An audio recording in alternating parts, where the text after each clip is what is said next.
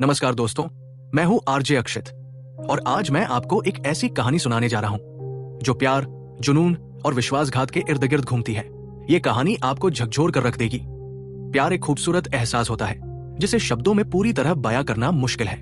जब दो दिल एक दूसरे के लिए धड़कते हैं तो उनके बीच सिर्फ एक अनकही समझ ही नहीं बल्कि गहरा सम्मान और जुड़ाव भी होता है। लेकिन जब यही प्यार शक, नफरत और असुरक्षा में बदल जाता है तो इंसान राक्षस बन जाता है। श्रद्धा और आफताब की यह कहानी भी कुछ ऐसी ही थी। एक ऐसा प्यार जिसने उन्हें जोड़ा और फिर ऐसा जुनून जिसने सब कुछ तबाह कर दिया।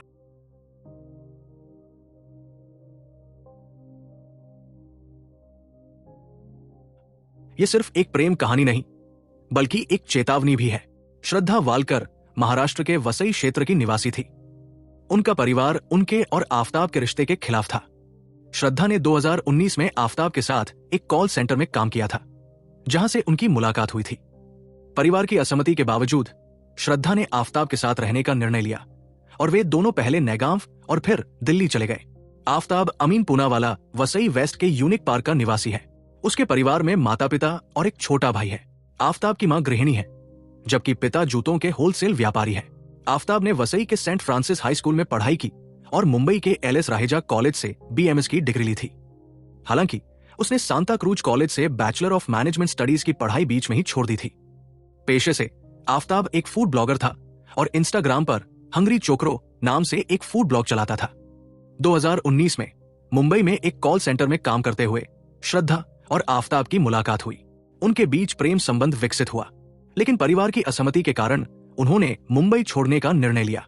वे पहले नैगांव और फिर दिल्ली के मेहरौली क्षेत्र में छतरपुर इलाके में एक किराए के अपार्टमेंट में लिव इन रिलेशनशिप में रहने लगे।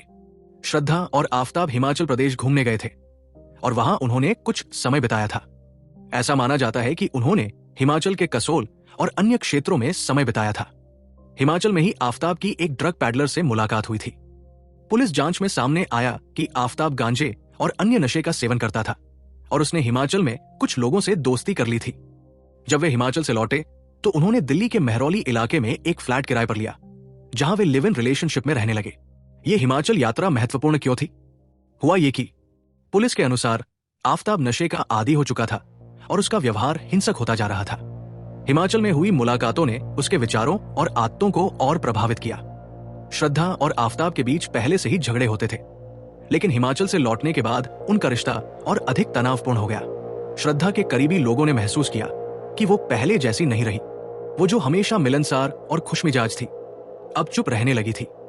दोस्तों और परिवार को पता चला कि आफताब के साथ उसके झगड़े बढ़ रहे थे और वह उसे नियंत्रित करने की कोशिश कर रहा था। लेकिन श्रद्धा को उम्मीद थी कि सब कुछ ठीक हो जाएगा और उसने इस रिश्ते को बचाने की कोशिश जारी रखी। 2022 की शुरुआत में श्रद्धा और आफताब ने मुंबई छोड़कर दिल्ली में एक नई जिंदगी शुरू करने का फैसला किया। उन्होंने छतरपुर इलाके में एक फ्लैट किराए पर लिया, लेकिन जगह बदलने से कुछ नहीं बदला। उनके बीच के झगड़े पहले से भी ज्यादा बढ़ने लगे।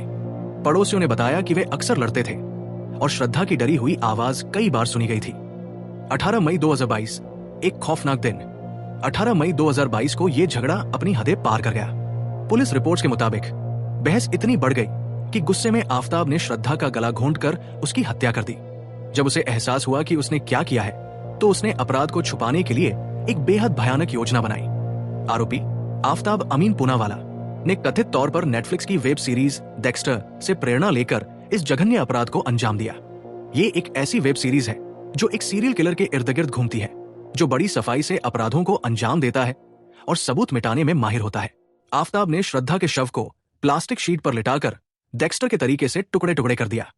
उसने लगभग 35 टुकड़े किए ताकि शरीर को आसानी से ठिकाने लगाया जा सके। शरीर के टुकड़े फ्रीजर में स्टोर किए और फिर रात के समय अलग अलग इलाकों में जाकर फेंकने लगा। उसने शव के टुकड़े 18 से 20 दिनों तक मेहरौली के जंगल में अलग अलग जगहों पर फेंके। ऐसा करने से एक साथ सारे सबूत नहीं मिल पाए। आफताब ने श्रद्धा के मोबाइल से उसके दोस्तों और परिवार को व्हाट्सएप मैसेज भेजे ताकि ऐसा लगे कि वह जिंदा है। उसने श्रद्धा के इंस्टाग्राम पर भी एक्टिव रहने का नाटक किया। आफताब ने खून के धब्बों को केमिकल्स और परफ्यूम से साफ किया ताकि घर में कोई गंध न फैले। उसने श्रद्धा का मोबाइल चालू रखा ताकि ऐसा लगे कि वह जिंदा है।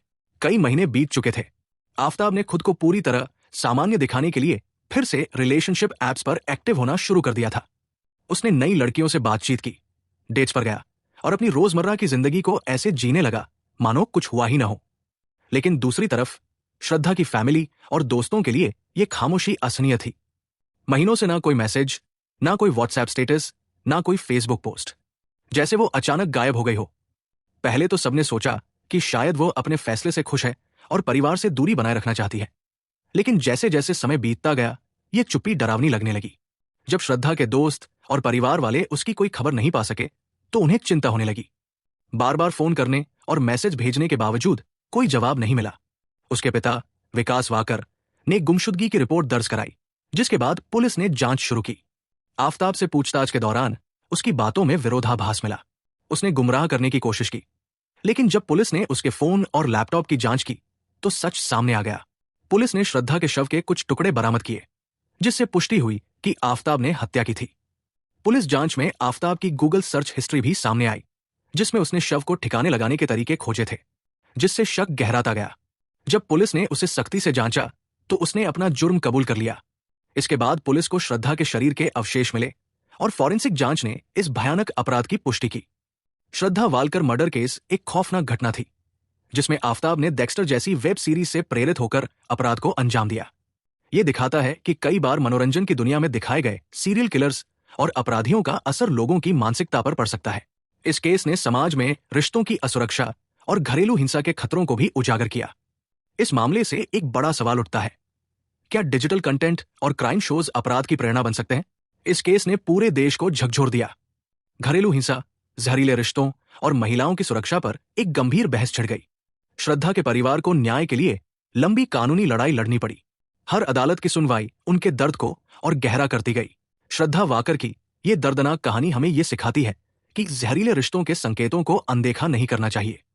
यह घटना एक चेतावनी है कि समय पर सही कदम न उठाने से हालात कितने भयावह हो सकते हैं। यह मामला महिलाओं की सुरक्षा, घरेलू हिंसा के खिलाफ कड़े कानूनों और मानसिक स्वास्थ्य को प्राथमिकता देने की जरूरत को उजागर करता है। श्रद्धा अब इस दुनिया में नहीं है, लेकिन उसकी कहानी हमें हमेशा सतर्क रहने और सही समय पर कदम उठाने का संदेश देती रहेगी।